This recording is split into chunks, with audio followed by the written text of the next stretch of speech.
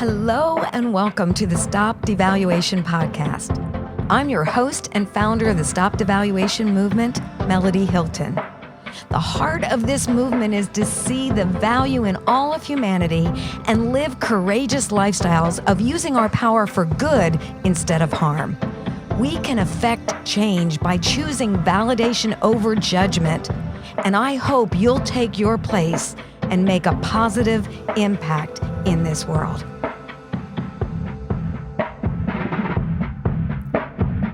My heart breaks for those who have been marginalized and stereotyped because of where they live, their race, or their economic status. Everyone has a story that pressures them to think in a specific way as they falsely label themselves because of their environment or the attitudes and actions of others. Andrea Hinson shares the identity battle she faced living with prejudice from two very different worlds. She learned to show up differently, trying to fit in until an educator saw and affirmed her potential. This powerful story is filled with so many poignant stories of those treated as insignificant, but also bringing them into a validating community.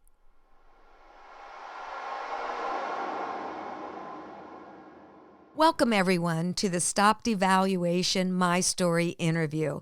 And today I am so honored to invite Andrea to be a part of this interview and share her story. Welcome, Andrea. Thank you. Thank you, Melody. How are you? I am doing awesome, and I am just so blessed that you are on this interview with me because I know that you carry a heart to stop devaluation, and I know that you desire to bring validation to so many individuals. But let's first start with your story. Yeah. Melody, I grew up in Southeast D.C., Washington, D.C., and I think it's important to understand with my story that both of my parents grew up in the South, and they grew up in a time period where there was a lot of discrimination. Both of them faced discrimination. Both of them faced a lot of places where they were devalued, both from people and just from, and I say systematic, meaning the society at that time didn't value them as African Americans. Yeah. And so a lot of times what happened is as we grew up, our parents really kind of constantly instilled in us that there was just always a difference, that there was just always a different expectation. And though their hearts were in the right place to help prepare us, there always is that seed of why is there a difference? Why do I have to do more? Why can't I just be myself? And is there something wrong with me that I can't just be who I am? And so that kind of further perpetuated itself when I went to school. So my mother very much was understood coming out of the South that education was the key. And my father, who was a product of the DC public school system, knew, that there were some great schools and some schools that they just didn't do well. So they purposely made decisions to sacrifice so that we can go to private school. Wow. So my brother and I enrolled in private school at that time, and I'm not sure if you know DC, but the school we enrolled in was Capitol Hill Day School, which was in a very much more affluent area of the city. And that's not where we lived, not at all. And so when we went to the school, we were bused. So a bus would come and pick us up, a big yellow school bus. And at that time, that was very rare because if you were a DC student, you went to your neighborhood school. So there was really no busing. You just walked to your neighborhood school. So we had this big yellow school bus coming down our street in Southeast DC, which at that time was not the best part of the city.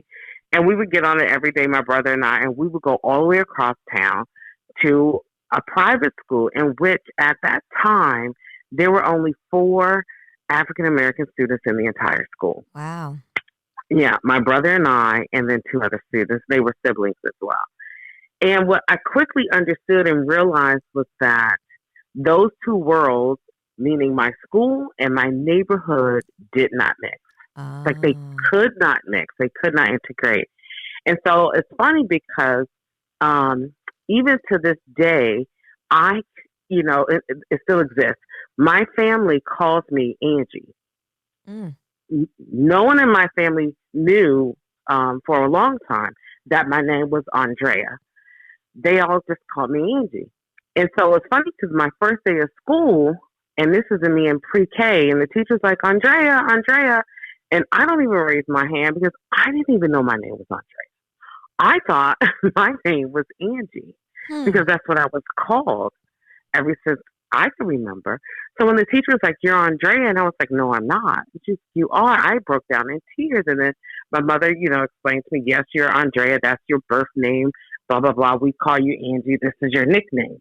So what that did for me is made me really, and I don't know at a young age, just having an awareness or just because of my parents, I realized that Andrea went to this school and Andrea had a different persona, a different way she Mm. talked, a different way she interacted.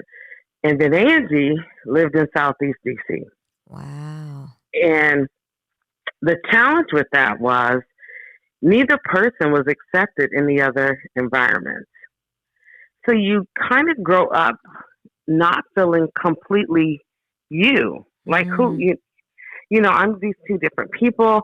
I go to a white school. I'm educated. I speak a different way. And then when I come home, I can't bring that persona home because then I'm going to get picked on, bullied. I'm going to have to keep fighting because people are going to call me names. So you had pressure from both worlds. We had pressure from both worlds because at school, I was always conscious of, oh, don't use that slang. Don't Mm. say ain't. Don't say I got. you know, like it was constant pressure of not wanting to make sure I brought the wrong persona into the wrong world. And then just not feeling comfortable with who I was Mm. because I wasn't accepted, fully accepted. I was always ridiculed, either way. So I was either ridiculed because I lived in Southeast or I was ridiculed because I went to a white school. Wow. And so the the the good thing was my parents were there to help balance that. They were there to help us bring awareness to this is because it it didn't become a thing of this is because it's people's fault. This is how people were raised. Mm. So it helped us to understand that though those words hurt and people, those things hurt our feelings and they hurt me as a person, that I did not necessarily blame the person. It really did become blame the system. Mm. So my dad was definitely it's the system. It's the system. So that is where that came in. And so what it came for me was that we were growing up in a system or in a society that did not value a Mm. certain segment of people. Mm. And that became a really like a core kind of passion for me, even as I got older, that ignorance is just what it is. It's ignorance. It's Right. that people are just unaware. They just don't know. And because they grew up in their sheltered area or their little corner or their world, they never looked out into someone else's to be able to try to understand or really develop empathy or really try to, recognize just because I don't look like you, just because I don't live where you live, or because I don't talk like you doesn't mean I'm not important. Exactly. Or, and so I, I mean, the pivotal point came for me where it was just really evident that it wasn't so much for me a black and white thing. It became ignorance and a Mm-hmm. systematic place of ignorance is when I was in college. And so when I went to college, I was among a group of friends. And then there were some other teenagers from DC and some other students from DC as well. And so when they came up and we were all sitting in the circle and they said, "Oh, where are you from?" And they were asking each other, "What part of DC are you from? Where did you go to school? Where did you grow up?" And so I said, "Well, I grew up in Southeast DC." And so immediately half of the room was like, "Southeast? You Wow. got, what are you doing here? Aren't you supposed to have a couple of kids?" And so Oh, just the stigma of, because I grew up in this neighborhood, I'm not supposed to be educated, or I'm supposed to be a statistic, or I'm supposed to be a teenage mom, or I'm supposed to be strung out on drugs. That didn't come from another race. That came from my own. yeah. And so it just gave me realization that it's an ignorance, because you grew up in a different side of the city. You grew up in a more affluent area of the city. So you assume that anyone who grew up in an area of poverty must meet these criteria, or must not have this kind of value, or you just don't value them as people. And so it really did. I guess it angered me. I mean, I was really hurt and angered.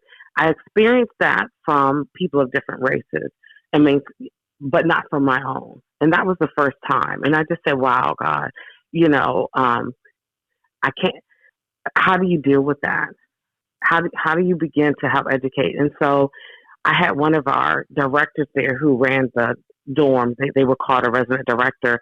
And he sat down and talked to me for a while, which really helped me kind of just understand that people, because of their own insecurities, because of whatever Yes. they've gone through, because Yep. of their own things Yep. that they do, the way they help validate themselves is to constantly try to put someone else down. Yep. I make myself feel better by looking at other people and saying they're worse than I am. And That's right. so, and I think that was the key. And I just kept saying, but we should never have to put another down to feel good about ourselves. Most That should definitely. just be right.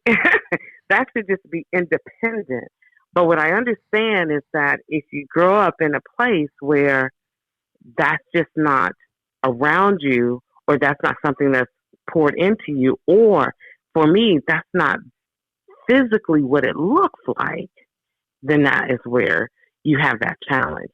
And so it really did take a long time for me to, as I say, blend Angie and Andrea, and Mm, to make a conscious decision of who I was and be comfortable with who I was. And if even within my own family, Melody, where I would get, oh, that's right, because I was the first one to go to college. She went to college. Oh, she's educated. Oh, she talks white. She does this. And I mean, it just got to the point where I didn't even want to sometimes go around my family, because it was just that I always got kind of ridiculed, or, you know, as they called, they joking with me. But it hurt. It hurt because I still wasn't comfortable within myself. So anything that anyone said just kind of added to that discomfort. it Hmm. almost sounds like damned if you do and damned if you don't. That no matter where you went, you had to work so hard to look at the environment to say, what should I do? How should I talk? How should I respond? And it really didn't always have to do with race. It just had to do with being different and the stereotypes. Right. And at the end of the day, what happened was it just made it made me, it made me second guess everything, Wow. because I just was not confident. I was always looking for someone to reassure, am I doing okay in this Mm, environment? Am I doing okay over here? Am I doing okay over here?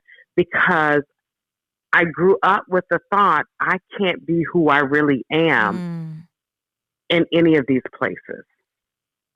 So, So, other than that one educator, were there any individuals that just looked at you and valued you and spoke into your life and invested into your life, into your potential, your value, your worth, just as being who you are? yeah, I think that came, and it was pivotal. It was in middle school, and again, it was another educator, and I, it was time for me to make a decision what high school I wanted to go to. And I wanted to go to the high school in my neighborhood because I just wanted to be comfortable and fit in. I don't know how to, I just wanted to be comfortable and fit in. And she spoke to my potential and Mm, said, but you're a great writer. Look at how well you write. You're doing excellent. Don't settle and mm, be comfortable. you can do well, and pushed me to apply to the all academic high school at that time in DC. And I was scared. I just did not feel like I had the confidence, but she was like, you can do it, you can do it. And she just always encouraged me and always just spoke to what I could be and what I could do. And really pushed me out of feeling like I needed to settle and be accepted. If that makes sense. Yes, it sure Um, does. it broke the kind of the mindset of I needed other people's approval to be comfortable in who I am. And so she really was instrumental in pushing me. And then, I mean, pushing me into the high school, and I went to the academic high school. And even there, you still have the dichotomy of, oh, these kids are from this area of town, these kids. But I think that's every high school. But it did give me a little bit more kind of esteem. And so she really did pour into me to do that. And then I would think later, um, it was pretty much after college, and now I'm working, and I have a really great friend, and her name is Lisa, and that was when I began to, in my mind, merge the Angie and Andrea. Mm. And I made a conscious decision when I graduated college that I was never going to introduce myself as Angie again, Mm. and that I was going to be Andrea, and this is who I am. Mm. And it was really pivotal that when I met her, both her and I started off, and we were working part time and doing some training together. That she just constantly said, "Wow." She just always spoken to my abilities, what I could do, just spoken to the kind of person that I was, and that really just helped to affirm. This is Andrea. Andrea is a friendly person. She's compassionate. She loves deeply. She's intelligent. She is well read. She can write. And Andrea also can lay back and goof off and talk slang and joke around. And it's okay if I could do that all in one setting. And so Yeah. it really just freed me to really start being who I was. And I think it became really important in our conversations because she grew up in a similar situation of, how much, we may have let opportunities pass and let things pass because we weren't confident in ourselves. We weren't comfortable in ourselves, Mm-hmm. that we didn't want that for other people. There you We, go. we, we didn't want young people growing up. I didn't want young people growing up in the city to feel like they had to be someone different when they go across town to school. I wanted them to know that who you are is perfect regardless of what environment you're in. And you don't have to put on airs to impress anyone. Be who you are. And that's Yes. okay. Yes. And so I started really on a path I was working with little kids at that time, but my heart was really pulling me to start working with young teenagers. And so I accepted a job and actually as a trainer at this organization and started working with young inner city kids. And these kids were kids who were 16 to 24-year olds. They were adjudicated. They were coming out of either detention centers or correctional centers, or either they had been kicked out of school or aged out and they couldn't go back to school. So these kids were making a decision to say, I want to do something with my life. I'm going to Mm. try and come back and get my GED. And it was the best 15 years of my life. Aw. Um, I wouldn't trade it for the world. And what it did was, and it was purposeful. It was purposeful because I said, I don't want to work anywhere else but in DC. I don't, because I knew of the strong, not only just the stigma of Southeast, but just the systematic kind of, you go to a school in the Southeast DC area and that school may, have holes in the walls. It may not be well kept. And we're telling our kids value education, value Mm. importance, That's but we don't profound right value, there. That is that's really it. profound. But we don't value them enough to give them the best facilities to do that in. Wow. Um, and then you go across town and you have the opposite because it's a more affluent area where they have a better facilities, they have state of the art labs, they have actual books. And so these kids understand that. They know that I saw that. I saw that growing up, that my friends went to schools that I came home with a backpack full of books and they came home with absolutely nothing. And Wow. so I saw that there was a difference even growing up. And I said, I just wanted to be that person to encourage those young Mhm. people and to, in some way, help level that playing field the best way I could. And so it was really important when I took the job to really get to know these students and really get to know, and I call them my kids, so you're going to hear that quite often. Know my kids, because I wanted them to understand they were important Yes. and they were valued. And Yes. so it was always my personal goal within the first week of school, if I could do it by the first 2 days, was to memorize everyone's name Wow. so I could greet them by name. Because what's more valuable than someone being able to say, look you in the eye when you walk in the door in the morning and say, good morning, Michael, or good morning, Samantha, or good morning, Nakia. That was important to me because I felt like that showed value, that I Yes. recognized them, I honored them, I wanted them to know it was important to be here.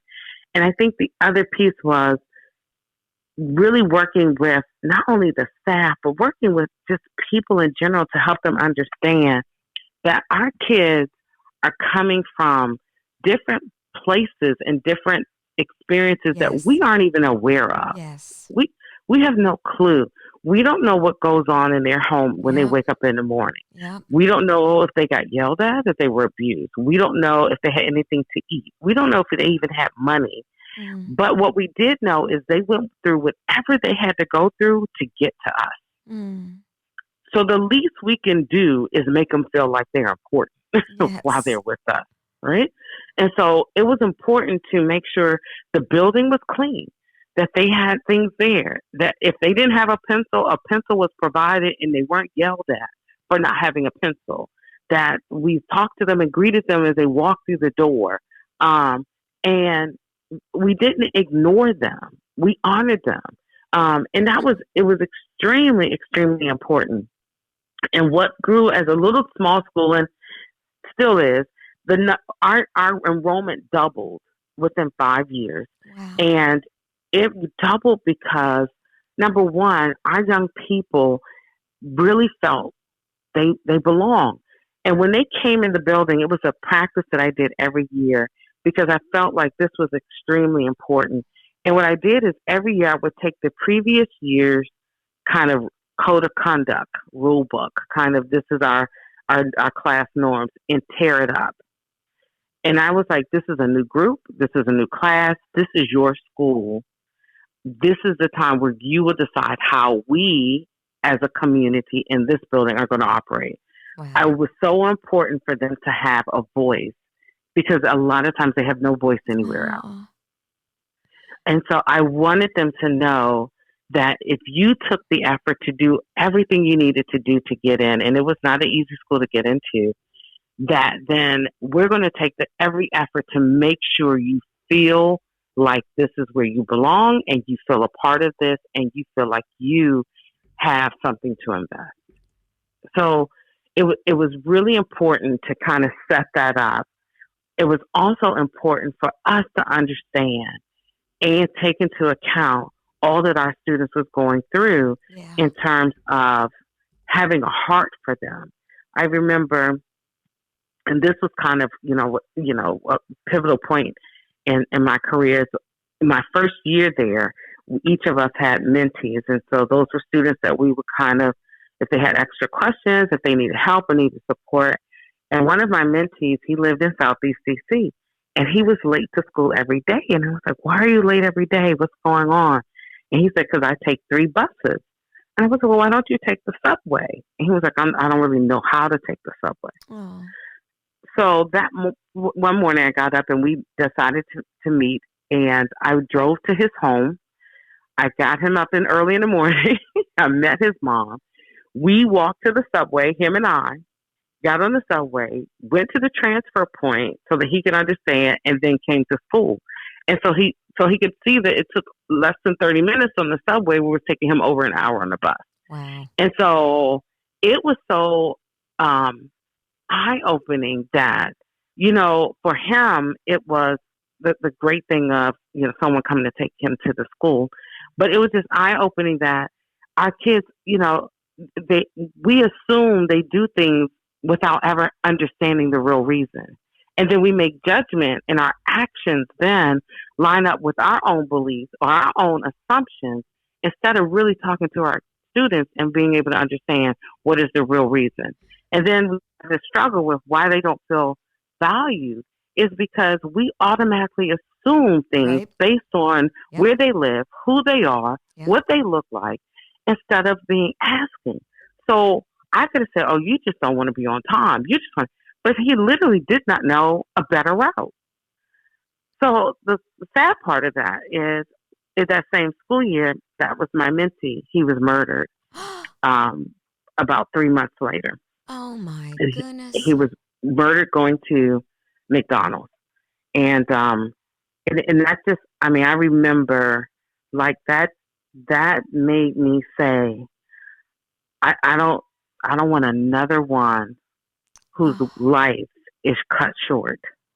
I don't want oh, another student um, who is making major efforts to improve their life, to do something positive, not be able to get out of their neighborhoods or get out of the environments that they're in or get out because we make all of these assumptions and not really look at the person. And so it became really, really important to me to create and to develop a school that opened its arms and opened the door and opened its heart to young people to help them be the best that they could be, to give them second, third, and fourth chances because no one's perfect yeah, and we all need that yeah, additional support. We all need sometimes a redo, or as I call it, a do over. yeah. We all need that opportunity. And for the most part, these young people, you know, I never sit there and blame young people for what happens to them because they are children. Mm-hmm. It's what happens to them. And I never wanted anyone else to come out of that place feeling like I'm not worthy. Yes. I shouldn't be able to get a high school diploma. I don't deserve to be able to do this because of mistakes I've made. No, the mistakes you made were mistakes. Some things weren't even done that you did. Some things were done to you. The reality is everybody is worthy of an opportunity Yes. to do and improve and be whoever they want to be. And that's what my goal was, is to, regardless of your situation, regardless of your past, when you make a decision that I want to move forward, provide that opportunity and provide that place where they can do that, where they're Yes. safe, where they're emotionally secure, where Yes. they feel comfortable. And trust me, we had students from all over the city. Some of our students were in opposite gangs, but Hmm. we made it really clear here, this is our community. So when we're in here, we're in a bubble. Whatever else goes on outside is outside. When you come in here, this is a different community. When you go back outside, we understand. But in here, it became a safe place. And we really worked hard to create a place where people felt like they were valued. And it was amazing that kids and young people would come back and so, now we had students who started with us at 16 years old, and they would come back year after year after year, and I was just surprised. We had students who would graduate, and we would like see you, and they would still come back next year just to hang out and to come Oh. because they felt valued. And I remember one student said, "I like coming here because no one else listens to me." Oh. So, and so we wanted to be that place. And we had students who really came from very, very difficult places. We had students who, and I remember this student still, is on my, just my heart. And when I met him, our school required the students didn't do drugs, and he really had a hard time stopping smoking marijuana. And I used to talk to him, and we would walk around the building. I was like, "Well, what is the real issue?" And he would just say, "If I'm not high, I will go crazy." And I was like, well, what do you mean? He was like, you don't understand. My mother sold me for crack at 6 years old. Oh my goodness. So all the things that he went through, and he said, if I'm not high, I would go crazy. And I, I, in that, I mean, I don't even know what this, in that moment, I knew he was telling the truth. I mean, I knew. I mean, I just, you know how you just, you know, um, I can't turn this one away. Yeah. I can't just let him go back to the street. Um, I got to show him that, you know, he's important. We just didn't know how. We just didn't know what to do. So we really did work with him. And we created a contract, and we just said, if you're going to stay here, then we mandated substance abuse counseling. And we paid for substance abuse counseling because we value our kids. We wanted them to succeed. It was nothing too much to invest. And so we paid for substance abuse counseling. We got him the counseling that he needed so that he could stay in the school. But those are the kids that were coming to us. And those were the kids that we wanted. And that my heart was saying, God, they need to know that they're valued. They need to Yes. know that they are worth it. They need to know that we have not thrown them away.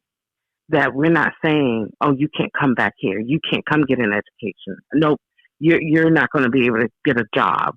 We we our whole intent and our whole purpose was to take those young people and help them see beyond a shadow of doubt how important they were to themselves, how important they are to the society. And it was the best experience I've ever had. Andrea, you truly are one that embodies the StopDevaluation movement. And no one can tell me that there isn't hope for a generation, for our nation, for individual lives when there's people like you who are truly value generators, who live out valuing the intrinsic worth of every person, no matter what they've done, because you're willing to take time to understand, hear their story, and actually pay a price to make an investment into them so that they can see their worth. Just like you had individuals who saw your value, you became that value generator. I am just so honored to have you share all these things today, because every one of us can have this heart in our sphere of influence. We might not be in inner city DC, but wherever we are at, we can model and live the things that you've just talked about.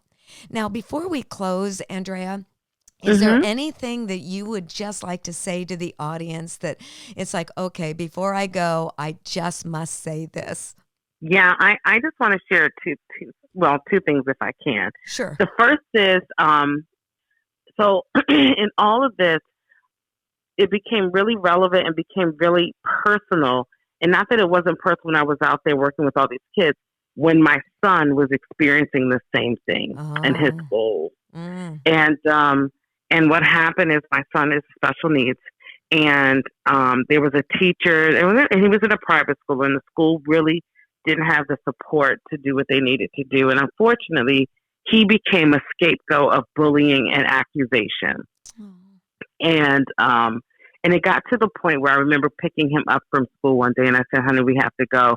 He just burst out crying. Was like, "I didn't do it. I didn't do what they said." And it just got to that point where he was kind of labeled as this problem. And even the teacher was saying, yes, the other kids blame him, and I know he didn't do it, but they just kind of allowed it. And so it became a conscious decision to walk away from that career to come home and homeschool my son. So now we're wow. here. And I'm homeschooling my son. And I'm not saying that because I'm doing anything great. I'm saying it because I'm doing what a mother should do. And that so as I'm talking, this is just really resonating, and even being introspective to say, okay, homeschool mom, are you instilling those values and how to continue to help support him Mm-hmm. and to validate him so that as he goes older and he goes out into the world, he becomes a tool of validation for others and not Yes.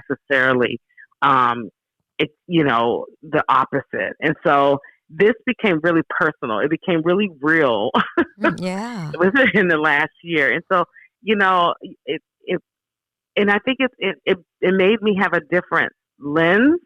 It made me angry. It made me. I was angry before, but this was a different kind of. And that was. I'm not going to say, and I would say angry because I didn't like what the system was doing. But this was almost personal. And it was like Yeah. you're attacking my baby. Yeah. And so it became a different kind of thing and a different kind of fight. So what I want to leave and I want to say is that we always know, and we say, children are our future and they're our most precious commodity. And it's easy to say that and kind of sometimes be flippant because it's not personal. Mm. It becomes kind of like this cliche, this thing that we say. But I really want to impress upon the people that it is personal Yes. and we should get mad about it. And we should take it personal, even if it's not of your own blood-born child, but just because these young people and people in society, Yes. we take care of each other. Yes. At the end of the day, we take care of each other. And so it may not be that I know that young man down the street, or I may not know that young lady on the other side of town, but the reality is that in some way or some fashion, that's my future. They're going to Yes. be taking care of me. They're going to be running things. They may be the next future president. Yep. And what do I want to instill in them? Yep. And how do I want them to see others? Yes. It's so important that I want to make sure that I'm valuing them so they learn to value other people. And so it just became really personal when it hit home that, you know what, it's not enough that we just say it. We have to start making change. Yes. We have to systematically come in and say, how are we creating systems from education across every other, avenue and venue that constantly belittles, discredits, and ignores people? Yeah. And how do we begin to affect that in a way that people, regardless of color, race, creed, upbringing, environment, all have the same understanding that they're valued for who they Yes. are, period. And that's Every it. human being holds Yeah, intrinsic worth, period. that's right. That's right. Oh, thank you so much. What an honor it has been to hear your heart. Truly, you are a value generator, and I honor you. Thank you. Thank you. Thank you. I appreciate the opportunity. Thank you. I want to thank you for listening and encourage you to become a part of the StopDevaluation movement. Be sure to like and follow #StopDevaluation on social media, subscribe to the YouTube channel, and visit StopDevaluation.com for more information and free resources. You can help spread the movement by sharing with others, leaving a review on Apple Podcasts, and most of all, by living a courageous lifestyle of using your power for good. Go out and value someone today. Your life matters, and you can make the world a better place. One word, one choice, one action of validation at a time.